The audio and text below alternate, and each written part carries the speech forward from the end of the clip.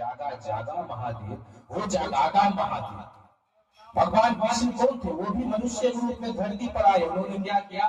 100% अपने चेतना को जगा लिया। भगवान राम अपनी चेतना को जगा लिए। भगवान बुद्ध, महावीर, कृष्ण, क्राइस्ट, चाहे राम कृष्ण परमहंस हो या तुलसीदास, आज हम उन्हें भगवान के रूप में पूछते हैं। क्यों पूछते हैं? वो पुरुष नहीं थे, वो महापुरुष थे। मीराबाई महाशिष्या थी। उन्होंने अपने आध्यात्मिक ज्योत को इतना विकसित कर दिया था, उन्हें सब चीज का ज्ञान हो गया था। हम आपकी चेतना मात्र 5% काम करती है, और स्वामी विवेकानंद की चेतना जानते हैं 60% पहुंच गया। जब ईश्वर को लगा कि ये सब चीज की जानकारी इन्हें हो गई है, तो इन्हें चलो ये दुनिया से उठा ही देना चाहिए, क्योंकि नहीं तो ये सब बात दुनिया को बता देंगे। किंतु महापुरुष ने अपनी इच्छा भी रखी, ये हमारी कामनाएं पर निर्भर है। जो भी महापुरुष जीवित रहे इस पृथ्वी पर, वो अपनी कामनाएं लेकर जीवित रहे। उदाहरण के लिए समझिए, रामकृष्ण परमहंस 100% वो विकसित हो गए। और क्या आप जानते हैं, रामकृष्ण परमहंस जीवित रहने के लिए उन्हें लगा संसार में हमारा भी काम है, तो उन्होंने अपनी कामनाएं पाल रखी। वो कामना क्या था? वो कामना ये था कि वो भोजन करने के बहुत शौकीन थे।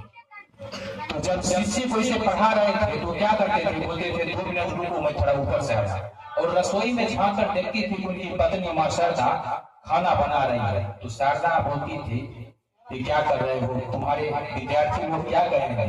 इधर पढ़ा रहे हो, तुम बीच में खाना भी ले रहे। उन्होंने कहा, देखो शारदा, अभी तो मैं भोजन खा रहा हूँ, एक समय ऐसा आएगा जब मुंह फेर दूंगा ना, तो समझना मैं दुनिया में 3 दिन के बाद मर जाऊंगा, जिंदा रहूंगा ही नहीं। और ऐसा ही समय आया जब रामकृष्ण परमहंस की जाने की बारी आई, तो माँ शारदा भोजन परोसी, तो उन्होंने अपना मुंह फेर दिया और उनके हाथ से ही भोजन गिर गया, भोजन करने वाला।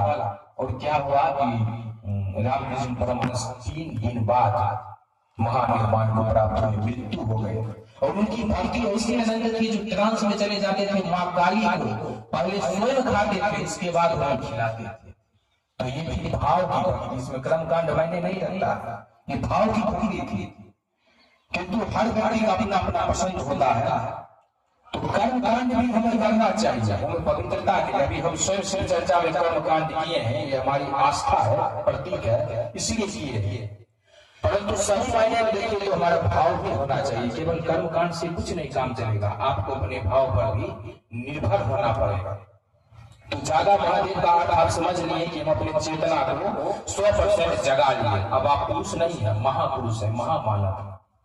हारा भोला क्यों करते हैं? सबसे पहली शुरुआत शिव चर्चा की।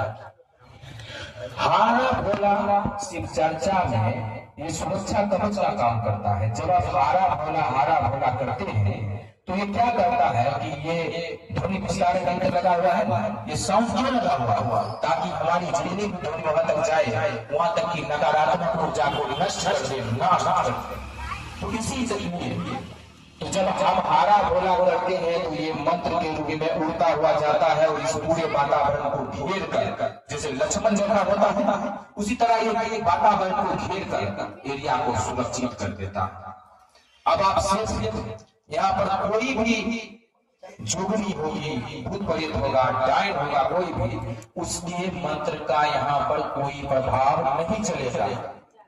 और जागा महादेव में एक और चीज है, महादेव के जो 12 रूप हैं वो भी जागृत हो जाते हैं। कहा जाता है ना अष्टभैरव, उसी प्रकार 12 ज्योतिर्लिंग की शक्तियां भी प्रकट हो जाती है, और वो हमारी रक्षा कर रही है दृश्य रूप में। आपको पता नहीं है, शिव चर्चा केवल आप लोग नहीं सुन रहे हैं, यहाँ पर जो कुछ अदृश्य शक्तियां भी, देव हो, गंधर्व हो या भूत प्रेत हो, वो सभी हमारी शिव चर्चा को सुन रही है।